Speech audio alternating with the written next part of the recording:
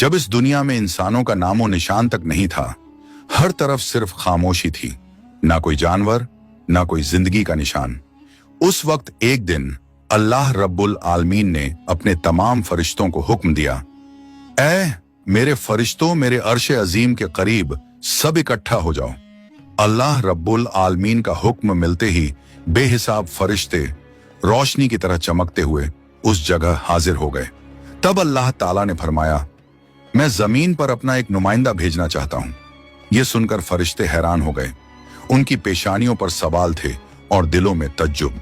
उन्होंने अदब से अर्ज किया, ऐ हमारे परवरदिगार, क्या आप ऐसी मखलूक को जमीन पर भेजना चाहते हैं जो वहां फसाद करेगी, खून खराबा मचाएगी? हालांकि हम तो हर वक्त आपकी तस्बीह और इबादत में मशगूल रहते हैं, फिर नया खलीफा बनाने की क्या जरूरत है?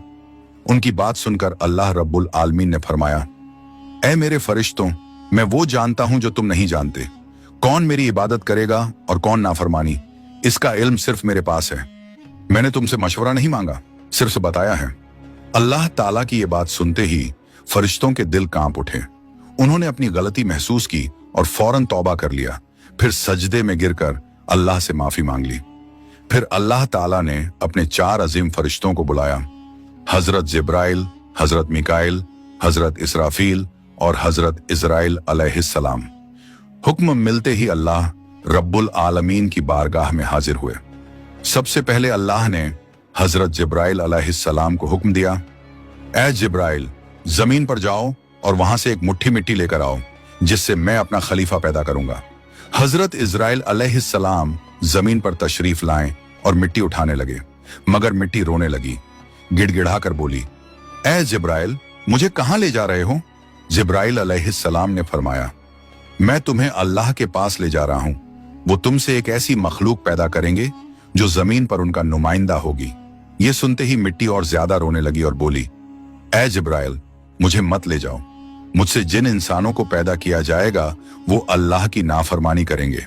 फिर जब अल्लाह का अजाब उतरेगा तो मैं भी तो उनके जिस्म में रहूंगी। वो अजाब मुझे भी झेलना पड़ेगा और अल्लाह के अजाब को सहने की ताकत मेरे पास नहीं है। मेरी तरफ से अल्लाह से माफी मांग लेना। मिट्टी की यह दर्द भरी पुकार सुनकर हजरत जिब्राइल अलैहिस्सलाम खाली हाथ वापस लौट आए और अल्लाह के दरबार में जाकर पूरी बात बयान कर दी। फिर अल्लाह ताला ने हजरत मिकाइल अलैहिस्सलाम को भेजा। वो भी जमीन पर तशरीफ लाएं, मगर मिट्टी ने उसी दर्द से फरियाद की और मिकाइल अलैहिस्सलाम भी खाली हाथ लौट आए।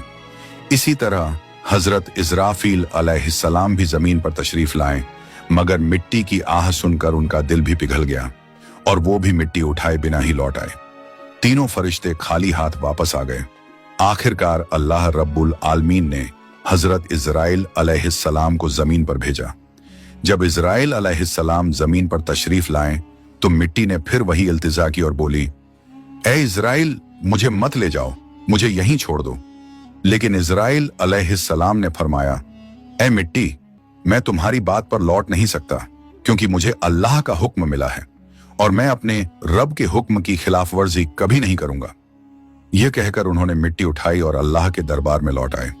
अल्लाह ताला ने बहुत खुश होकर फरमाया, ऐ इजराइल, क्योंकि तुमने मेरा हुक्म पूरा किया, मैं तुम्हें एक खास जिम्मेदारी देता हूं, इंसानों की रूहें कब्ज करने की जिम्मेदारी। इजराइल अलैहिस्सलाम ने अर्ज किया, ऐ अल्लाह, जब मैं इंसानों की रूह निकालूंगा तो उनके घर वाले मुझसे नफरत करेंगे और मुझे ही इल्जाम देंगे। अल्लाह ताला ने फरमाया, तुम फिक्र मत करो, हर मौत के लिए मैं अलग अलग सबब बना दूंगा। कोई बीमारी से जाएगा, कोई हादसे से, तो कोई बुढ़ापे से। लोग तुम्हें इल्जाम नहीं देंगे। ये सुनकर इजराइल अलैहिस्सलाम का दिल मुतमिन हो गया और फिर फरिश्तों ने अल्लाह के हुक्म से उस मिट्टी को मक्का शरीफ के करीब एक पहाड़ी पर रख दिया। बरसात की बूंदों से वो मिट्टी भीगती रही, धूप से सूखती रही और यूं कई साल गुजर गए। आखिर अल्लाह की कुदरत से उसी मिट्टी से हजरत आदम अलैहिस्सलाम का पुतला बन गया। अल्लाह ने फरिश्तों को हुक्म दिया, इस जिस्म को जन्नत में ले जाओ। फरिश्तों ने अदब से हुक्म माना और आदम अलैहिस्सलाम के जिस्म मुबारक को उठाकर जन्नत में ले गए और फिर लंबे अरसे तक वो जिस्म वहीं पड़ा रहा, बिना रूह के, बिल्कुल बेजान। फरिश्ते उसके करीब आते और उसे गौर से देखकर कहते, यही है वो जिस्म, यही होगा अल्लाह ताला का खलीफा जमीन पर। मगर फरिश्तों का सरदार आजाजील, जो उस वक्त तक शैतान नहीं बना था, वो हमेशा हंसता, ताने मारता और आदम अलैहिस्सलाम के जिस्म का मजाक उड़ाता। वो सरदार था, इसलिए कोई फरिश्ता उसे कुछ कहने की हिम्मत नहीं करता। फिर अल्लाह रब्बुल आलमीन ने अपने चारों अजीम फरिश्तों हजरत जिब्राइल, हजरत मिकाइल, हजरत इजराफील और हजरत इजराइल अलैहिस्सलाम को बुलाया और फरमाया, ऐ मेरे फरिश्तों, तुम अर्श अजीम पर जाओ और वहां से आदम अलैहिस्सलाम की रूह लेकर आओ, फिर उसे उनके जिस्म में दाखिल कर दो। अल्लाह रब्बुल आलमीन का हुक्म मिलते ही चारों फरिश्ते अर्श अजीम की तरफ रवाना हो गए।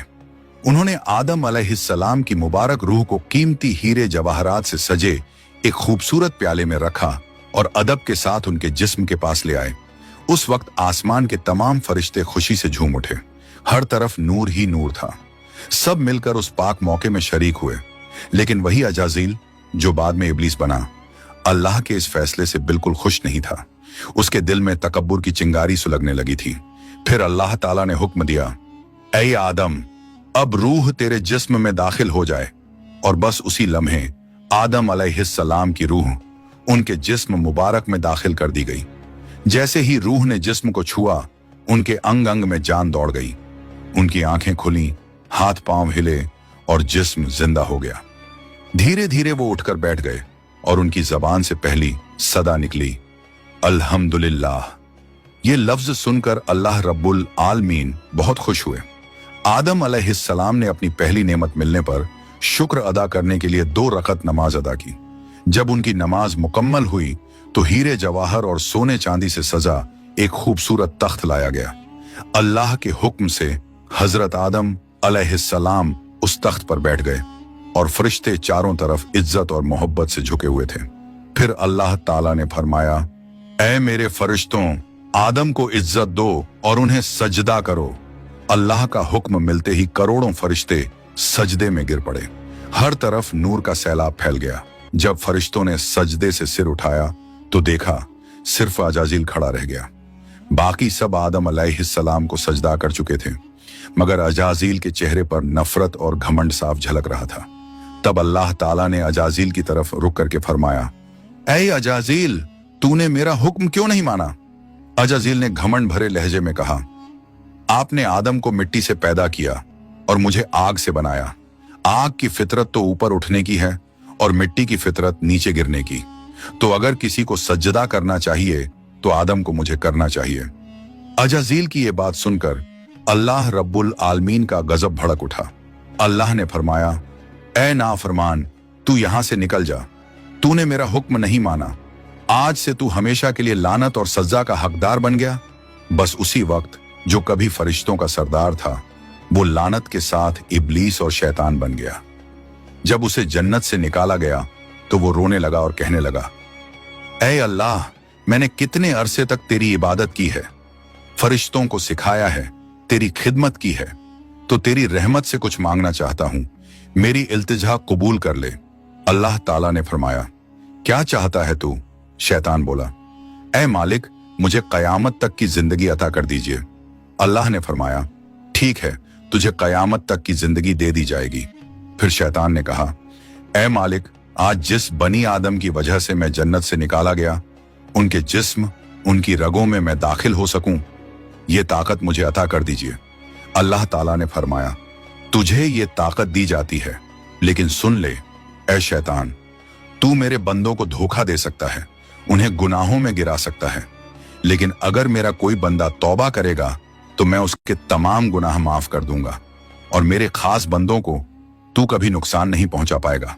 और फिर शैतान को लानत देकर जन्नत से निकाल दिया गया। इसके बाद अल्लाह के हुक्म से हजरत आदम अलैहिस्सलाम का तख्त जन्नतुल फिरदौस में ले जाया गया। वहां आदम अलैहिस्सलाम को पूरी आजादी दी गई कि वो जन्नत की तमाम नेमतों का लुत्फ उठाएं, घूमें फिरें, खाएं पिएं। मगर आदम अलैहिस्सलाम का दिल किसी चीज की तरफ नहीं झुका। वो तन्हा बैठे इबादत करते रहते। उनके चेहरे पर एक गहरी उदासी थी। अल्लाह ताला को आदम अलैहिस्सलाम की ये हालत मालूम हुई तो उन्होंने हजरत जिब्राइल अलैहिस्सलाम को आदम अलैहिस्सलाम के पास भेजा। जिब्राइल अलैहिस्सलाम उनके पास तशरीफ लाए और मुस्कुराकर बोले, ए आदम, जन्नत तुम्हें कैसी लग रही है? इस पर हजरत आदम अलैहिस्सलाम ने जवाब दिया, ए जिब्राइल, यहाँ सब कुछ अच्छा है, चारों तरफ सुकून और नेमतें हैं, हर चीज काबिल तारीफ है, लेकिन दिल में एक अजीब सी कमी महसूस होती है जिसे मैं बयान भी नहीं कर पा रहा। जिब्राइल अलैहिस्सलाम मुस्कुराए और बोले, हाँ आदम, मैं जानता हूं, अल्लाह ने मुझे इसी मकसद से भेजा है, फिक्र मत करो, बहुत जल्द तुम्हारी ये कमी पूरी कर दी जाएगी।